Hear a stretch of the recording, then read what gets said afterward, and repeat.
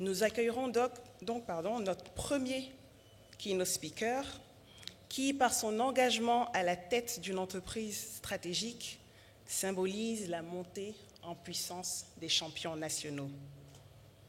Je vous remercie de bien vouloir accueillir le directeur général de Petro-Ivoire, M. Sébastien Kadio-Morokro, pour son keynote sur le rôle primordial des champions nationaux dans le contrôle de l'économie domestique ivoirienne.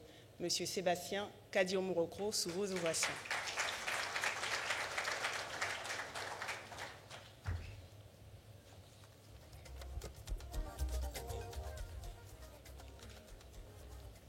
Merci. Monsieur le Président, Madame et Messieurs les ministres, distingués invités, je voudrais déjà commencer mes propos par remercier le cabinet Bloomfield, son président, son administratrice et toute l'équipe pour l'honneur qu'ils me font de pouvoir me tenir devant vous pour discuter de ce sujet crucial qui est souvent abordé à différentes occasions et sur lequel je vais pouvoir essayer de donner un avis, un éclairage sur ce point des champions nationaux. Alors, je vais peut-être commencer mon propos par essayer de définir ce que nous entendons par champions nationaux, parce que nous utilisons souvent ce terme et il serait peut-être bon, avant que je continue mes propos, de pouvoir essayer de donner une définition. J'entends par champions nationaux une entreprise généralement de taille et d'influence et de leadership avéré qui généralement contrôle le secteur dans lequel, en tout cas a une position dominante, sinon leader dans le secteur dans lequel elle opère, qui est un fleuron de l'économie nationale, régionale, voire continentale, qui est contributrice, qui est l'une des sociétés qui est les plus contributrices en termes d'emploi dans le secteur dans lequel elle est et qui a un rôle clé pour la résilience et la vitalité de notre économie. Une fois que j'ai donné cette définition, on peut s'interroger sur le fait d'avoir en Côte d'Ivoire de véritables champions nationaux. Nous avons, je pense, certes de belles et grandes entreprises, mais si nous nous référons à la définition que je viens de donner, alors nous avons encore du chemin à faire pour avoir des véritables champions nationaux dans le sens que je viens d'expliquer. Et donc, pourquoi c'est essentiel d'avoir des champions nationaux dans notre pays? Premièrement, nous avons le côté de souveraineté et d'indépendance économique. C'est un point qui est primordial puisque nous permettons, ces entreprises, ces champions nationaux permettent de garder le contrôle des secteurs stratégiques de notre économie. Ils permettent de développer les leaders et des capitaines d'industrie qui permettent d'assurer la souveraineté économique de notre pays, c'est-à-dire notre capacité à nous prendre en charge, de prendre des décisions qui affectent notre économie sans être à la merci de capitaux de décisions venus de l'extérieur. Cela n'est pas en exclusion du concept de libéralisme qui permet de pouvoir accueillir toutes les entreprises qui souhaitent investir en Côte d'Ivoire, mais il s'agit plutôt de créer un cadre pour que les entreprises locales puissent se développer et puissent avoir la taille suffisamment critique pour pouvoir assurer cette souveraineté, cette indépendance économique. Il y a aussi le volet de création de valeur et d'emplois locaux. Les champions nationaux sont d'abord de grands créateurs de richesses sur notre sol. Ils investissent, produisent, innovent localement. Ils génèrent, à l'instar de toutes les entreprises, des emplois massifs et stimulent la chaîne de valeur nationale. avec les fournisseurs, les sous-traitants et tout l'écosystème qui peut être tiré par la taille et l'importance de cette entreprise-là. Le point important également, c'est qu'ils réinvestissent dans le pays, ce qui a pour avantage de pouvoir avoir une performance économique globale encore plus inclusive puisque tous les capitaux et toutes les richesses générées sont réinvestis en Côte d'Ivoire, si on parle de la Côte d'Ivoire, au lieu d'être rapatriés dans le pays d'origine quand il s'agit d'entreprises internationales et étrangères. Et cela aussi contribue fortement à pouvoir augmenter tout ce qui est recettes fiscales dans le pays et donc est un avantage certain pour les États. Il y a aussi, parce que là nous sommes dans une conférence risque pays, et donc il est bon aussi de pouvoir indiquer que les champions nationaux permettent d'avoir une résilience face aux chocs externes. Et cela est très important. Nous avons la capacité de pouvoir résister, de pouvoir continuer à investir, quelle que soit la situation. Nous avons vu dans notre passé récent que pendant les périodes difficiles de notre pays, seules les entreprises locales ont continué à investir pendant que toutes les entreprises internationales avaient réduit la voilure. Et donc, ce point sur la résilience est un bouclier pour nos États de pouvoir toujours continuer à avoir la croissance, quelle que soit, même moins forte que dans un environnement plus favorable, mais en tout cas de pouvoir assurer une croissance continue parce que tous les États, toutes les entreprises, tous les champions nationaux restent, continuent à investir, continuent à acheter des obligations d'État quand il y en a, à la différence de nos entreprises internationales. Et donc, au-delà même aussi de ces éléments-là, on peut aussi parler de la stabilité même sociale qu'une présence massive de champions nationaux permet d'avoir dans nos pays, en parlant justement de tout ce qui est emploi, tout ce qui est impact dans les communautés, etc. Et donc, n'oublions pas aussi que de grands groupes locaux ont les moyens d'investir dans la formation, dans la recherche et le développement adaptés à notre environnement. Et donc, en soutenant nos champions, nous encourageons l'essor de compétences ivoiriennes, le transfert de technologies et l'émergence d'innovations made in Côte d'Ivoire, donc adaptées vraiment à notre environnement. Et ces entreprises-là servent de locomotive donc, pour tirer les PME vers le haut via des partenariats, du mentorat et en établissant des normes de qualité élevées dans les secteurs. Bref, une fois avoir dit tout ça, je peux affirmer qu'un champion national qui réussit est en réalité une vitrine du savoir-faire ivoirien et donc le premier bénéficiaire est l'État de Côte d'Ivoire et les populations. Nous vivons une époque d'incertitude où les crises successives, qu'elles soient sanitaires, économiques ou géopolitiques, nous ont rappelé l'importance de la résilience. J'en parlais tout à l'heure. Qui aurait cru il y a quelques années que la planète entière serait paralysée par une pandémie, que les chaînes d'approvisionnement globalisées seraient à ce point fragilisées, que la guerre d'Ukraine viendrait perturber les marchés de l'énergie et des denrées alimentaires partout dans le monde, y compris en Afrique. Ces chocs nous ont frappés et la Côte d'Ivoire n'a pas été épargnée. Mais ces épreuves-là nous enseignent une chose, disposer de champions nationaux robustes peut faire la différence entre une économie qui plie et une économie qui tient bon.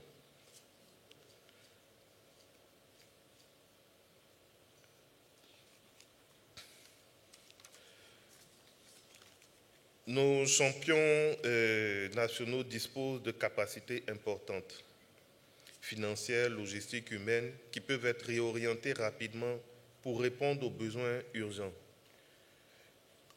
Nous avons vu au plus fort de la pandémie de la Covid-19, lorsque l'importation de certains produits était devenue compliquée, nous avons vu des entreprises africaines réagir rapidement, admirablement, aux côtés des efforts qui étaient faits par le gouvernement de Côte d'Ivoire. Et tout cela, ça participe de la résilience dont j'ai fait cas jusqu'à maintenant. Donc le champion national peut également servir de partenaire stratégique de l'État parce qu'il partage les enjeux du pays. Il n'hésite pas à coordonner avec les pouvoirs publics pour la continuité des services essentiels. Son réseau national de distribution, par exemple, peut être mis à contribution pour acheminer de l'aide ou stabiliser les prix là où c'est nécessaire. Le champion national sert donc de bouclier économique lorsque la tempête souffle. Il protège ses employés, maintient l'activité autant que possible et prépare la relance. Mieux, dès que la tempête faiblit, il est en première ligne pour repartir à la conquête des marchés et entraîner le reste de l'économie dans son sillage. Mesdames et messieurs, distingués invités, nous avons vu des exemples en Afrique de soutien par l'État des champions nationaux. Parce que, comme je le disais, nous avons une différence entre une grande et belle entreprise nationale et un champion. Et le champion national ne peut se faire que par le cadre que l'État crée pour passer de la grande entreprise à la championne nationale. Et permettez-moi de prendre quelques exemples où nous avons vu comment l'État a donné le cadre pour transformer ces entreprises performantes en champions africains. Nous avons le Maroc, qui est souvent cité en exemple, où depuis une bonne décennie, le Maroc a vu émerger de grands groupes locaux qui dominent non seulement le marché national, mais partent à la conquête du continent.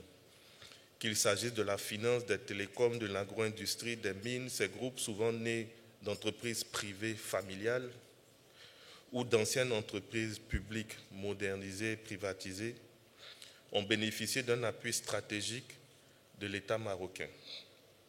Le soutien prend plusieurs formes: facilitation à l'export, diplomatie économique, partenariat public-privé, incitation fiscale, etc.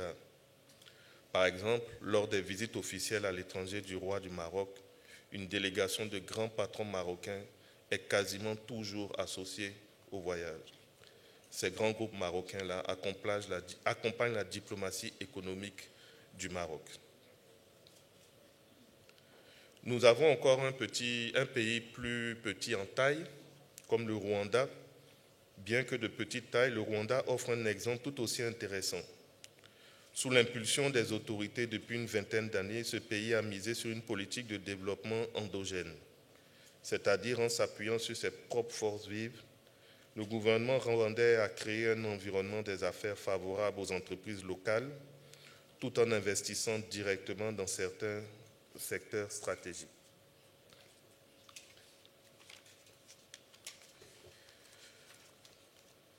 Sur un autre angle, nous pouvons citer également l'Afrique du Sud, qui est un cas un peu particulier par son histoire économique et politique, mais elle illustre quand même le concept de champion national d'une certaine façon. Durant la période d'apartheid, coupée du monde par les sanctions, l'Afrique du Sud a dû développer ses propres entreprises dans tous les secteurs vitaux: énergie, mines, finances, industrie manufacturière, pour poursuivre économiquement en autarcie relative son développement, pour être aujourd'hui l'une des plus grandes puissances africaines. Ce contexte a vu la naissance de véritables géants sud-africains et qui permet aujourd'hui, comme je le disais tout à l'heure, à l'Afrique du Sud de jouer un rôle majeur dans le monde d'aujourd'hui. Enfin, il y a l'exemple plus connu du Nigeria, une politique assumée de construction de champions industriels accéléré sous l'ère du président Obasanjo. Et donc, nous avons des exemples qui sont légion, dont le groupe Dangote, qui est aujourd'hui le national qui a pu construire la plus grande raffinerie d'Afrique et même, en tout cas de taille mondiale, au Nigeria pour les besoins des Nigérians. Là où beaucoup de groupes internationaux reculent face à la construction des raffineries du fait des marges de raffinage qui sont de moins en moins importantes. Et donc, mesdames et messieurs, il ressort de tout cela le bénéfice collectif que nous avons à pouvoir créer ce cadre incitatif et pouvoir voir émerger les champions nationaux dont nous avons besoin. Et donc, j'ai une conviction profonde. Le développement de champions nationaux n'est pas un luxe pour la Côte d'Ivoire. C'est une nécessité impérieuse. C'est un des piliers de notre marche vers l'émergence, vers une économie pleinement maîtrisée par ses fils et ses filles. Nous avons cerné le rôle primordial que jouent ces champions dans le contrôle de notre économie domestique, que ce soit pour notre indépendance, pour la création de richesses locales, pour la résilience en temps de crise ou pour la stabilité de notre société. Nous avons vu qu'ailleurs, lorsque l'État crée les bonnes conditions, que ce soit en Afrique, en Europe, en Amérique, les champions nationaux s'épanouissent et tirent le pays vers le haut. Il nous appartient donc collectivement de créer ces conditions optimales ici en Côte d'Ivoire. J'en appelle donc à un partenariat encore plus étroit et constructif entre les pouvoirs publics et le secteur privé. La CGCI en a fait l'un de ses moteurs, enfin un de ses piliers stratégiques majeurs, la question des champions nationaux. Aux décideurs publics, je vais lancer un plaidoyer appuyé. Continuons à mettre en place un cadre incitatif et équitable pour nos entreprises locales. Incitatif, c'est-à-dire qui encourage l'initiative, l'investissement, l'innovation.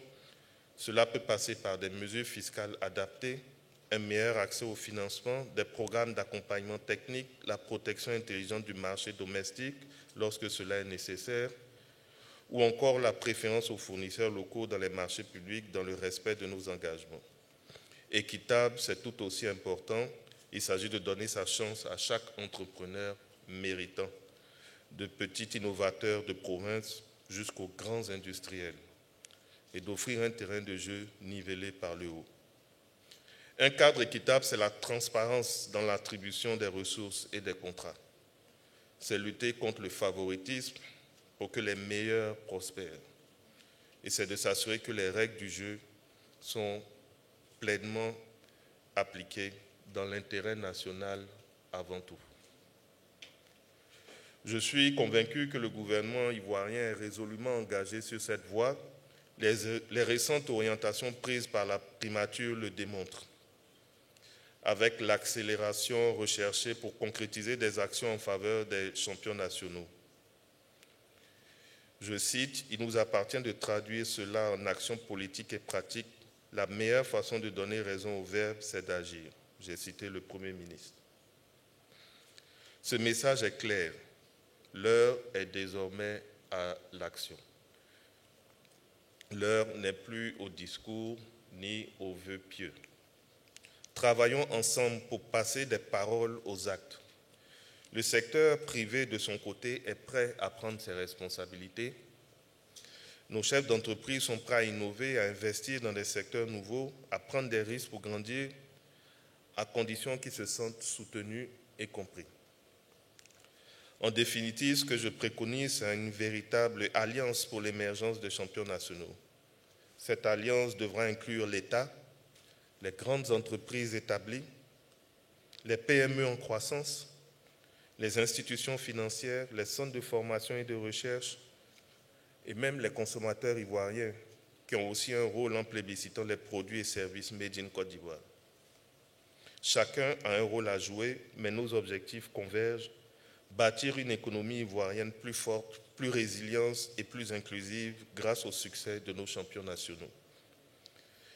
Mesdames et messieurs, distingués invités, je terminerai en réaffirmant ma foi inébranlable dans le potentiel de la Côte d'Ivoire.